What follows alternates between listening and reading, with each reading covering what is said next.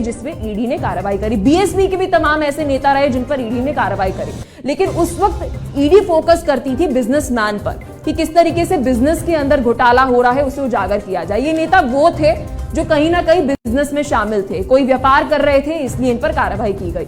BSP की अगर हम बात करें, मनी लॉन्ड्रिंग मामले के 2 ऐसे नेता जिन पर कार्रवाई हुई, और बाकी अगर हम बात कर रहे हैं तो 9 सालों में ईडी की जब हम बात कर रहे हैं तो कार्रवाई करते हुए नजर आए, जहां पर हम ये आंकड़ा आपको बता रहे हैं 2013 से पहले 2005 तक, यानी 2005 से 2013 तक जो 9 साल यूपीए का युग रहा, उसमें कितनी कार्रवाई ईडी ने की और इस बीच एनडीए के अंदर कितनी कार्रवाई होते हुए नजर आई। इस बीच आपको विस्तार से बताते हैं कि जब हमने पूरी रिसर्च करी तो हमें कई सारी चीजें मिली एनडीए को लेकर और यूपीए को लेकर। सबसे पहले अभी चर्चा में बीजेपी की जब हम बात करते हैं तो 2014 से ईडी ने, ये केवल और केवल राजनीतिक केस हैं क्योंकि इससे पहले ईडी कहीं ना कहीं कार्रवाई राजनीतिक दलों पर नहीं करती थी, 4 गुना उछाल हुआ। सही से पढ़ लीजिए, 4 गुना उछाल होते हुए नजर आया।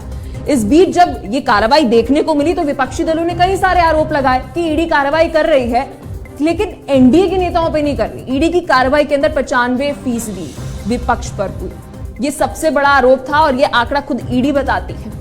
टॉप 3 पार्टी जब हम बोलते हैं तो कांग्रेस, टीएमसी, एनसीपी रही, जहां पर कुछ देर पहले आपको आंकड़े साफ किए। टीएमसी के 34 नेताओं पर आपको बता दें कार्रवाई जो है वह की गई।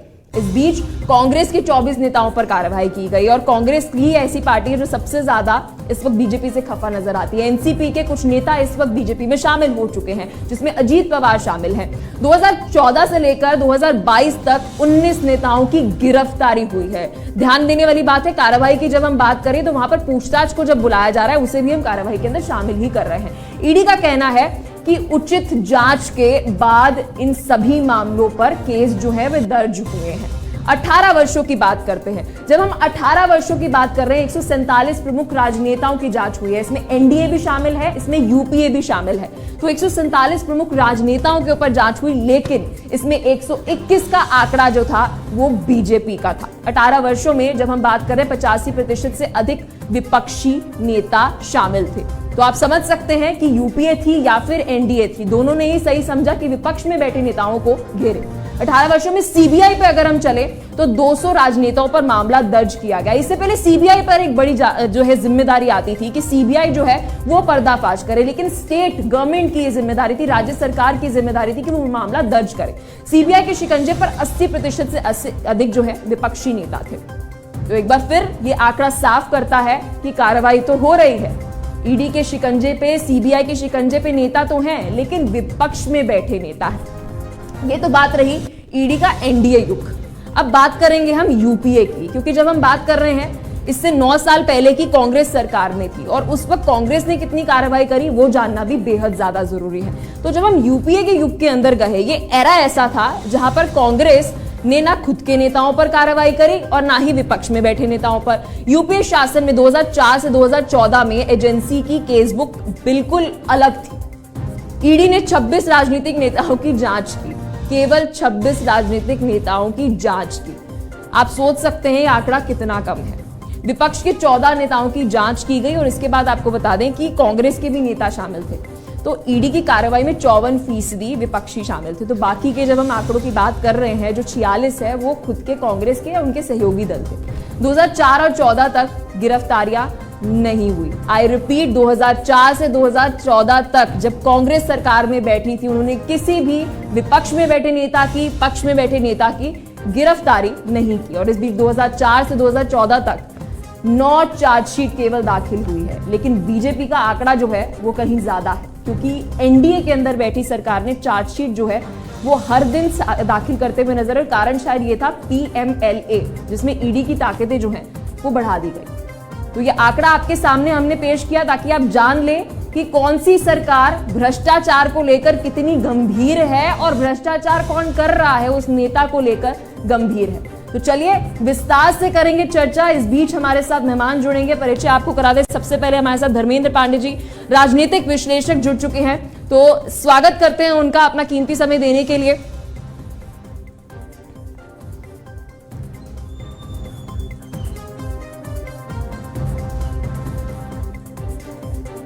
सर बहुत शुक्रिया अपना कीमती समय देने के लिए। Please have a seat. साथ में हमारे साथ कुमार श्रीकांत वरिष्ठ पत्रकार जुड़ चुके हैं।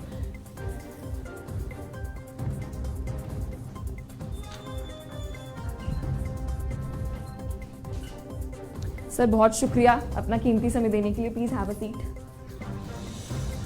तो चलिए, चर्चा बहुत महत्वपूर्ण है। हमारे साथ दो मेहमान जुड़ चुके हैं। इस बीच कई सारे सवाल रहेंगे और आशा यही रहेगी कि इन सवालों से आने वाले समय के अंदर दोनों ही विपक्ष और पक्ष में बैठे नेताओं की रणनीति हम साफ कर सके। कुमार श्रीकांत जी, शुरुआत में आपके साथ करना चाहूंगी। बाजार में एक आरोप है या यूं कह ले कि अफवाह है कि ED is equals to BJP. देखिए, तमाम ऐसी एजेंसियों पे जो आरोप लगते हैं कि वो और सत्ता पक्ष उसको वेंडाटा के तौर पर इस्तेमाल करता, ये आरोप आज के नहीं है। आज़ादी के बाद अगर आप देखें तो ऐसे आरोप लगते रहे, लेकिन बड़ा सवाल इसमें यह निकलता है क्या वाकई ऐसी चीज़ें हैं। अगर ईडी पॉलिटिकल वेंडाटा का एक टूल मात्र है तो क्या पिछले 3 सालों में 1,24,000 करोड़ रुपए का जो एसेट्स ईडी ने जब्त किया है, तो क्या वो सगुफा है या वो कुछ नहीं है। और ईडी जिन लोगों को गिरफ्तार कर रही है या फिर जिनके खिलाफ मामला चला रही है, क्या उसको सुप्रीम कोर्ट, हाई कोर्ट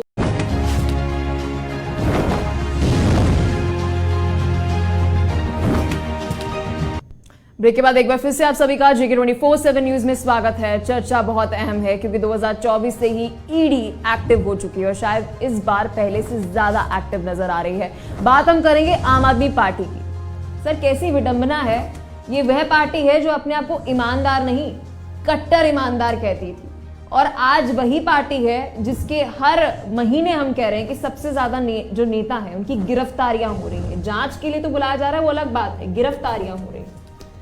देखिए, गिरफ्तारियां ही नहीं हो रही है बल्कि बेल भी नहीं हो पा रही है। आप सोचिए, अगर सुप्रीम कोर्ट तक आप जाते हैं और सुप्रीम कोर्ट भी आपको बेल नहीं दे रहा है तो कहीं ना कहीं दाल में काला नहीं है, पूरी दाल काली है। और खास तौर से ये वो पार्टी है जो राजनीतिक ईमानदारी, शुचिता की बात करती है और राजनीतिक ईमानदारी के नाम पर जिसने चुनाव लड़ा और भ्रष्टाचार के विरोध में के गर्भ से इस पार्टी का जन्म होता और ये पार्टी आज इस गद तक पहुंची है। अरविंद केजरीवाल 3 बार उनको ईडी का समन मिल चुका है, वो बार बार भाग रहे हैं। कल ही सीबीआई ने एक नई जांच उनके खिलाफ या उनकी सरकार के खिलाफ शुरू की है। इंडी गठबंधन में है लेकिन पंजाब में सिर्फ फुटबॉल चल रही है, दिल्ली में 5 सीटें मांग रहे हैं और खास तौर से अरविंद केजरीवाल को भी ये पता है कि वो अकेले चना भाड़ नहीं फोड़ सकता और वो कहीं ना कहीं मोदी के विरोध में अकेले खड़े नहीं हो सकते, क्योंकि आपने देखा कि मध्य प्रदेश में ज्यादातर 95% उनके जो उम्मीदवार थे उनकी जमानत जब्त हुई है। अलग अलग राज्यों में मुझे लगता है कि ऐसा ही हाल रहा है और केजरीवाल को पता है कि अब कहीं ना कहीं केजरी युग का ये अंत होने जा रहा है। ठीक है सर, केजरी युग का युग खत्म होगा या नहीं ये तो अलग बहस है, लेकिन इस बीच एक ललकार जो है वो मोदी जी को दी गई केजरीवाल द्वारा। ईडी के समन के सामने पेश तो नहीं हुए लेकिन कह रहे हैं कि गुजरात जा रहे हैं, इसके क्या संकेत है? इसके यही संकेत है कि देखिए, मुझे लगता है कि या तो वो भारतीय राजनीति को समझते नहीं है, लेकिन ऐसा नहीं कहा जा सकता कि वो राजनीति को नहीं समझते। मुझे लगता है कि वो कहीं ना कहीं एक मैसेज देना चाहते हैं कि हम आपको आपके गढ़ में निपटेंगे। और वो गुजरात, जहां बीजेपी की प्रयोगशाला है, जहां से देश के गृह मंत्री और प्रधानमंत्री आते, वहां क्या वो मात दे पाएंगे और क्या वो मात देने लायक है, बड़ा सवाल ये। और मुझे लगता है कि बहुत जल्द 24 के चुनाव से पहले वही कहीं ना कहीं मनीष के साथ तिहाड़ जेल में वो दिल्ली सरकार चलाते हुए नजर आएंगे, क्योंकि वो कह चुके कि वो इस्तीफा नहीं देंगे। धर्मेंद्र जी, कितना सहमत है आप श्रीकांत जी की बात से कि पहले तो आप 3 समन भेजने के बाद पहुंचे नहीं, ईडी का सीधा अपमान, फिर आप कह रहे हैं कि हम कहां जा रहे हैं, गुजरात। देखिए, राजनीति में राजनीतिक पार्टियों को यह अधिकार है कि वो किसी भी प्रदेश में जाके रैली करें और अपनी बात को रखें। अब बात रह गई जहां तक जो है भ्रष्टाचार की और जो है ईडी के नोटिस की। अब ईडी का नोटिस आप देखें कि ईडी की 3 नोटिस अरविंद केजरीवाल जी को, दिल्ली के मुख्यमंत्री को, मिल गए हैं। अब एक इनके मन में जो भय है वो ये है कि मैं जाऊंगा मुझे गिरफ्तारी होगी।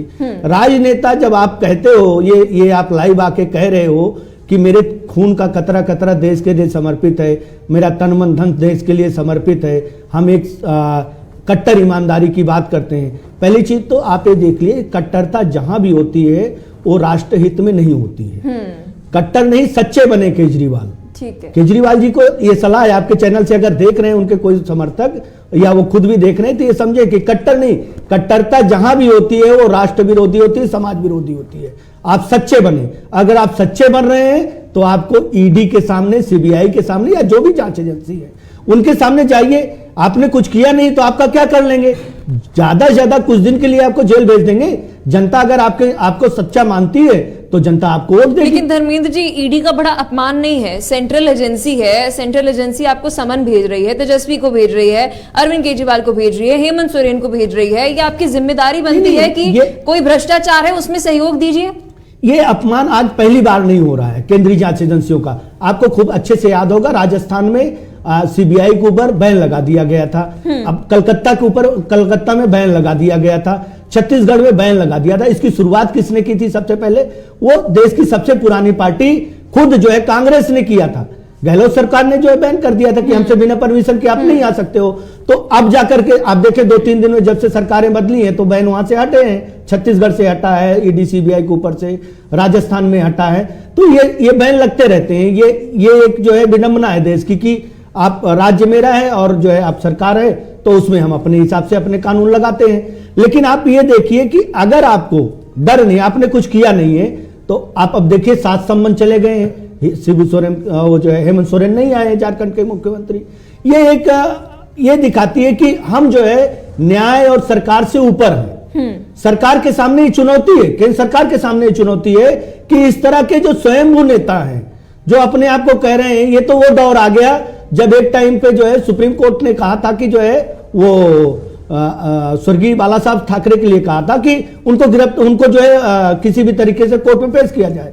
2008 या 9 इसी 1998-99 का मामला है। तब दूसरे दिन सामना में आया था कि मैं सुप्रीम कोर्ट की चौखट पे नहीं जाऊंगा। उसमें कुछ और भी शब्द थे, दम है तो गिरफ्तार करो। ये इस तरह की आंख दिखा रहे हैं। तो उनका कद एक अलग था, उनकी राजनीतिक बयानबाजियों के लिए उनके ऊपर सुप्रीम कोर्ट ने कहा था। यहां भ्रष्टाचार के लिए कहा गया है। आप ये देखें कि उसमें और इसमें अलग है। उनके बयान से कुछ लोग आहत हुए थे, उसका मुकदमा। श्रीकांत जी, 2024 से पहले ऐसा क्यों लग रहा है INDIA अलायंस फेज मोदी नहीं है, INDIA अलायंस फेज ईडी है?